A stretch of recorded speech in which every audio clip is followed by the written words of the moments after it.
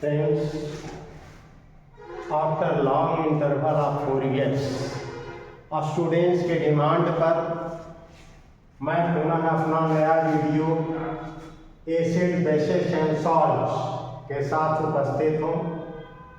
ये class 10 level का video है। ऐसे तो एसिड बेस्ड और सॉल्ट क्लास 7 में भी पढ़ना होता है, 10 में भी पढ़ना है, 11th में भी पढ़ना है, तो सबके लिए ये वीडियो यूजफुल होगा ऐसा मेरा विश्वास है। तो let us turn back to our topic acid bases and salts. Friends, I am your teacher और गाइड और फ्रेंड्स एज यू कंसिडर। तो टोटल नंबर ऑफ एलिमेंट्स 118। आप वीडियो को लाइक करेंगे, शेयर करेंगे और सब्सक्राइब करेंगे, क्योंकि like share and subscribe he video बनाने वाला का संतुष्टि के लिए, उत्साहवर्धन के लिए आवश्यक होता है। इसलिए please like share and subscribe to this video. तो टोटल नंबर ऑफ एलिमेंट्स 118 है और on the basis of chemical property compounds have been classified into 3 categories like acids, bases and salts। Chemical property के आधार पर elements को 3 भागों, compounds को 3 भागों में बांटा गया है, एसिड्स में, बेसेस में और सॉल्ट्स में। तो friends, acid, bases and salts, तो substances that turn blue litmus red and on the basis of Arrhenius, substances that provide H+ ion in their aqueous solution are called acids। Substances that provide OH- ion in their aqueous solution are called bases। They turn red litmus blue। All substances that show no color change on introducing litmus paper, whether it is blue litmus or it is red litmus, are called salts। In other words, the product obtained during neutralization reaction other than water is called salt। For example, NaOH plus HCl aqueous provide NaCl plus H2O। तो water H2O के अलावे, water H2O हुआ तो H2O के अलावे NaCl प्राप्त हो रहा है, तो ये सॉल्ट है। इसी प्रकार से KOH प्लस HNO3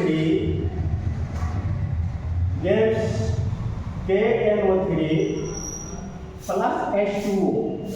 तो वाटर के अलावे KNO3 ये सॉल्ट है, ये सॉल्ट। तो in this way we observe that water acids, water bases and water salt. तो in order to detect whether the given sample of solution is acid or base are detected by substances like litmus, methyl orange, phenolphthalein, red cabbage juice, vanilla extract, turmeric, onion extract etc। तो जो substance ये detect करते हैं, पहचान लेते हैं कि दिया गया सॉल्यूशन एसिड है या बेस है या सॉल्ट है, तो उनको इंडिकेटर्स कहा जाता है।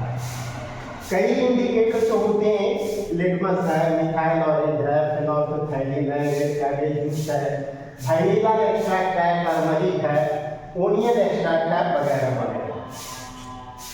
अब ये देखिए types of indicators.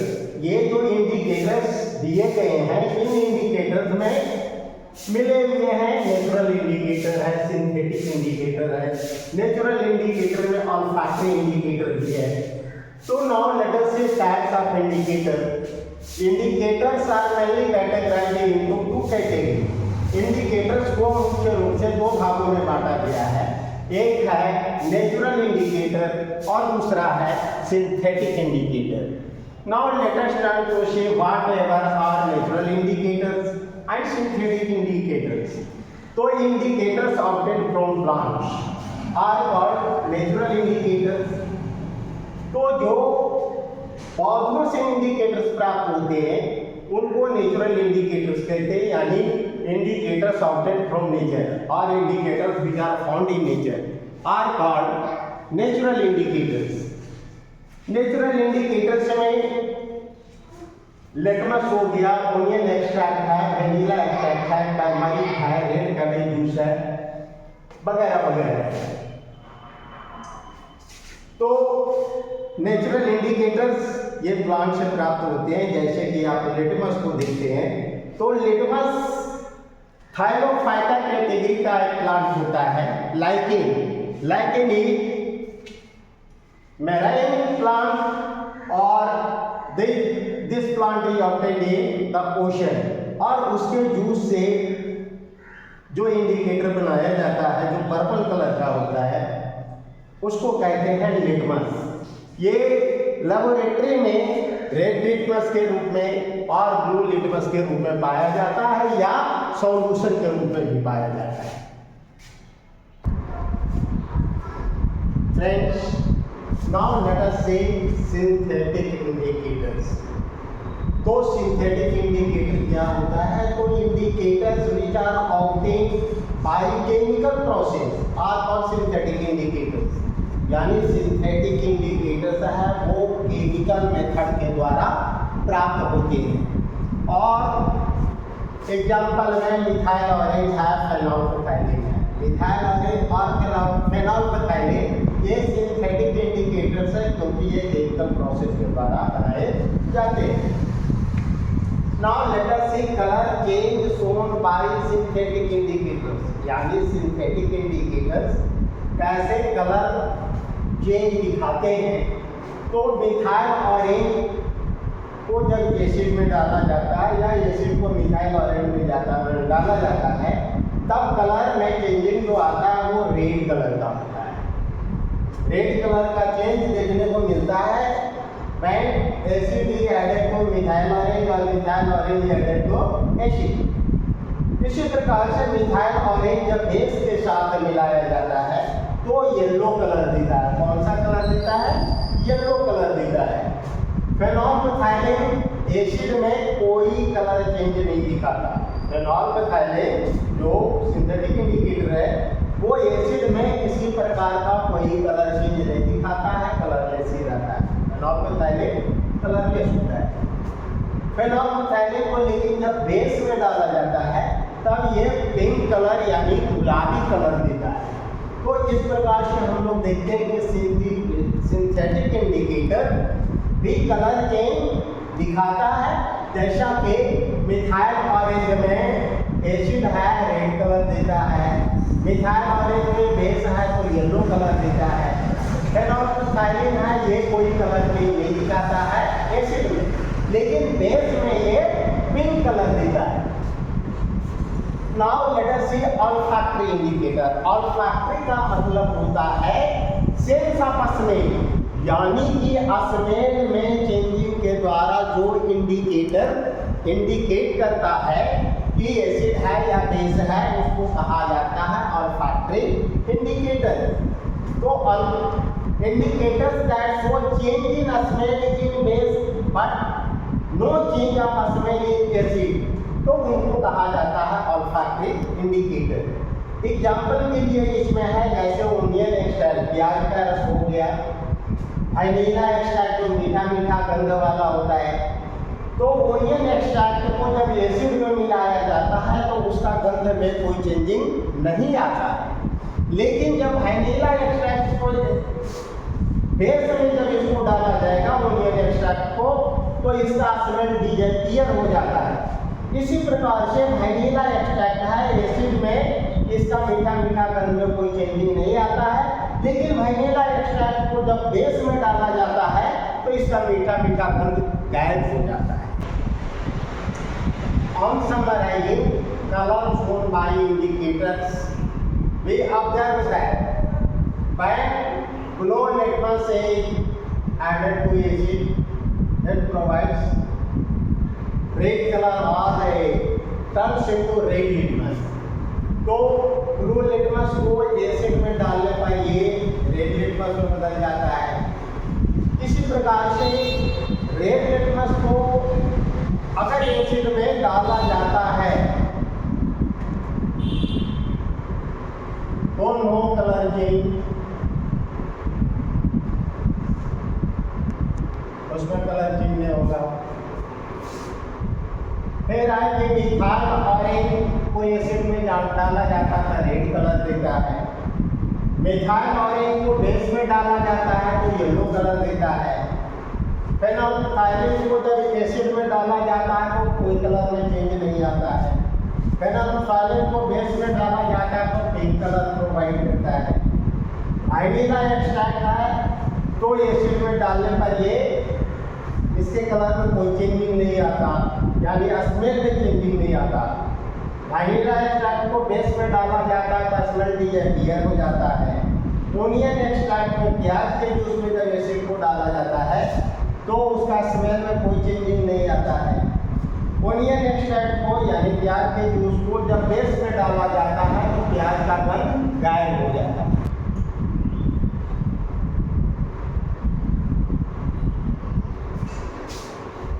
Now let us see acids, bases and salt one by one. So firstly, let us see acids. So substances which are sour in taste and turn blue litmus red are called acids. तो वैसे substances जो स्वाद में खट्टे होते हैं और blue litmus को रेड कर देते हैं उनको एसिड कहते हैं। According to the scientist Arrhenius, acids provide H+ ion in their aqueous solution. तो वैज्ञानिक आर्हेनियस के अनुसार एसिड जलीय सॉल्यूशन में H+ आयन यानी कि हाइड्रोनियम आयन देते हैं। For example HCl aqueous gives H+ aqueous plus Cl minus aqueous, तो हाइड्रोजन आयन दिया HCl। H2SO4 यानी सल्फ्यूरिक एसिड का जो जलीय घोल है यानी डाइल्यूट सल्फ्यूरिक एसिड है तो ये हाइड्रोजन आयन और सल्फेट आयन प्रोवाइड करता है। इसी तरह से देखते हैं कि फॉर्मिक एसिड जो है HCOA या इसको मिथाइलोनिक एसिड भी कहते हैं, ये अपने जलीय घोल में H+ आयन देता है और HCOO माइनस आयन मिलता है। इसी प्रकार से देखते हैं कि इथाइलोनिक एसिड यानी CH3COOH aqueous provides H+ aqueous and CH3COO minus aqueous। तो ऊपर के एग्जाम्पल्स में हम लोग ये देखते हैं कि सभी एसिड में H+ आयन है वो कॉमन ग्रुप में रहते हैं, यानी कि most of the acids or all acids have H+ ion as common in them. Now let us see properties of acid. तो acids are sour in taste, जैसा कि पहले भी कहा। They turn blue litmus red. They provide H+ ion in their aqueous solution. तो acids अपने aqueous solution में H+ ion देते हैं। Acids don't show their acidic behavior in absence of water, यानी कि जब तक वाटर उसमें नहीं मिलाया जाएगा H+ आयन का फॉर्मेशन नहीं होगा और तब केमिकल रिएक्शन नहीं होगा।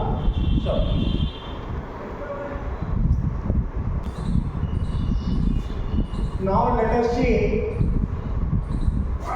property of acid when acids conduct electricity, यानी acids are good conductor of electricity। For this purpose acid जो है इलेक्ट्रिसिटी का गुड कंडक्टर होता है क्योंकि वो H+ आयन अपने एक्वस सॉल्यूशन में देता है। तो जब डाइल्यूट एसिड को बीकर में ले लेते हैं और उसमें 2 इलेक्ट्रोड से इंजेक्ट कर देते हैं, 2 इलेक्ट्रोड से डाल देते हैं और जब इलेक्ट्रिकल सर्किट कंप्लीट करते हैं, जिसमें इस सर्किट में एक बल्ब दिखाया है, सोर्स ऑफ इलेक्ट्रिसिटी यानी बैटरी दिखाया है और एक स्विच दिखाया है। तो जैसे ही स्विच को ऑन किया जाता है तब बल्ब ग्लोजर और लाइटर, तब बल्ब जल उठता है, यानी बल्ब जल जाता है। यह इंडिकेट करता है या बताता है कि activity number 1 shows that acids are good conductor of electricity।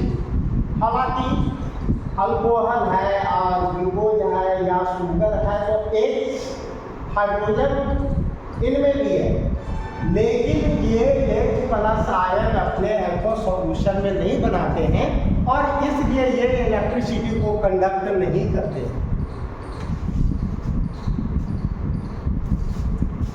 ठीक है, तो ये ग्लूकोज का सॉल्यूशन या इथाइल अल्कोहल का सॉल्यूशन या शुगर का सॉल्यूशन में जब इलेक्ट्रिकल सर्किट कंप्लीट किया जाता है तो बल्ब इनमें नहीं जलता है।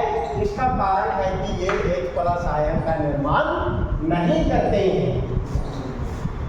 Now let us check next property of acid, action with reacting metals। यानी कि मेटल्स का रिएक्शन जब एसिड के साथ या एसिड का रिएक्शन मेटल के साथ कराया जाता है, यानी when acids react with reactive metals displacement reaction takes place and hydrogen gas is released. और एग्जांपल के लिए, यानी कि एसिड जब रिएक्टिव मेटल से रिएक्शन करता है तो डिस्प्लेसमेंट रिएक्शन होता है और हाइड्रोजन गैस रिलीज होता है। जैसे कि जिंक ग्रेनुल्स के साथ जब डाइल्यूट सल्फ्यूरिक एसिड का रिएक्शन कराया जाता है तो जिंक सल्फेट बनता है और हाइड्रोजन गैस रिलीज होता है। इसी प्रकार से जब डाइल्यूट हाइड्रोक्लोरिक एसिड का रिएक्शन मैग्नीशियम के साथ कराया जाता है तो मैग्नीशियम क्लोराइड बनता है और हाइड्रोजन गैस रिलीज होता है। इसी तरह से अगर आयरन टॉर्टेज को रिएक्ट कराया जाता है सल्फ्यूरिक एसिड के साथ, डाइल्यूट सल्फ्यूरिक एसिड के साथ, I am often using the word dilute in order to provide H+ ion, otherwise chemical reaction will not take place। यानी जब तक हाइड्रोजन आयन का निर्माण नहीं होगा केमिकल रिएक्शन नहीं होगा। इसलिए मैं एसिड के बगल में AQ लिख रहा हूँ, where AQ refers for water, aqua means water। तो आयरन कर्टेज को जब सल्फ्यूरिक एसिड में डाला जाता है, डाइल्यूट सल्फ्यूरिक एसिड में, तो फेरस सल्फेट का निर्माण होता है और हाइड्रोजन गैस रिलीज होता है। Friends, now let us see next property of acid, action with metal oxide. तो when dilute acids are treated with metal oxide there is formation of salt and water. जैसे sodium oxide को hydrochloric acid से dilute hydrochloric acid से reaction कराते हैं तो sodium chloride बनता है, यानी कॉमन सॉल्ट बनता है और वाटर बनता है। इसी तरह से पोटेशियम ऑक्साइड को जब सल्फ्यूरिक एसिड से डाइल्यूट सल्फ्यूरिक एसिड से रिएक्शन कराते हैं तो सॉल्ट जो बनता है वो है पोटेशियम सल्फेट। कौन सा है? Potassium sulphate. और वाटर बनता है। इसी तरह से कैल्शियम ऑक्साइड का रिएक्शन जब डाइल्यूट हाइड्रोक्लोरिक एसिड से कराते हैं तो सॉल्ट बनता है कैल्शियम क्लोराइड। कौन सा बनता है? Calcium chloride. और वाटर बनता है। इसी प्रकार से मैग्नीशियम ऑक्साइड का रिएक्शन जब सल्फ्यूरिक एसिड से डाइल्यूट सल्फ्यूरिक एसिड से कराते हैं तो मैग्नीशियम सल्फेट सॉल्ट बनता है और वाटर बनता है। तो इस तरह से हम लोग देखते हैं कि मेटल के ऑक्साइड के साथ एसिड रिएक्शन करके सॉल्ट और वाटर का निर्माण करते हैं। नेक्स्ट प्रॉपर्टी है एक्शन विद बेस। तो when dilute acids are treated with base neutralisation reaction takes place and there is formation of salt in water. यानी एसिड और बेस के रिएक्शन को popularly we know as neutralisation reaction. यानी जिस reaction में acid और base एक दूसरे के प्रॉपर्टी को कैंसिल कर देते हैं उस रिएक्शन को न्यूट्रलाइजेशन रिएक्शन कहते हैं। और इस रिएक्शन में साल्ट और वाटर का निर्माण होता है, यानी base plus acid is salt plus water. अब ये जो फॉर्मूला के रूप में है, ये जो इक्वेशन है, उसमें हम लोग बेस और एसिड के बीच में रिएक्शन करा लेंगे तो साल्ट और वाटर प्राप्त होंगे। जैसे NaOH प्लस HCl इक्वल्स ये देता है NaCl plus H2O, common salt देता है। पोटेशियम हाइड्रोक्साइड के साथ जब नाइट्रिक एसिड का रिएक्शन कराते हैं, डाइल्यूट नाइट्रिक एसिड का, तो पोटेशियम नाइट्रेट साल्ट बनता है और वाटर बनता है। मैग्नीशियम हाइड्रोक्साइड का रिएक्शन जब सल्फ्यूरिक एसिड के साथ, डाइल्यूट सल्फ्यूरिक एसिड के साथ कराते हैं, तो मैग्नीशियम सल्फेट बनता है और वाटर बनता है, यानी यहाँ साल्ट मैग्नीशियम सल्फेट है। कैल्शियम हाइड्रोक्साइड के साथ डाइल्यूट हाइड्रोक्लोरिक एसिड का रिएक्शन कराते हैं तो साल्ट बनता है कैल्शियम क्लोराइड और वाटर बनता है, यानी कि we can conclude that all the neutralization reactions are also double displacement reaction. All neutralization reaction are double displacement reaction.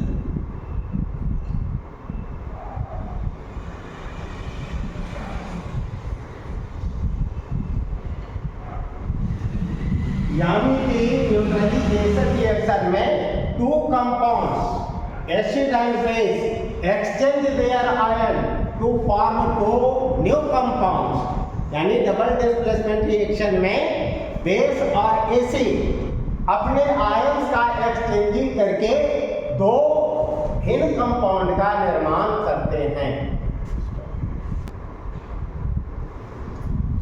Friends, now let us see next property of acid.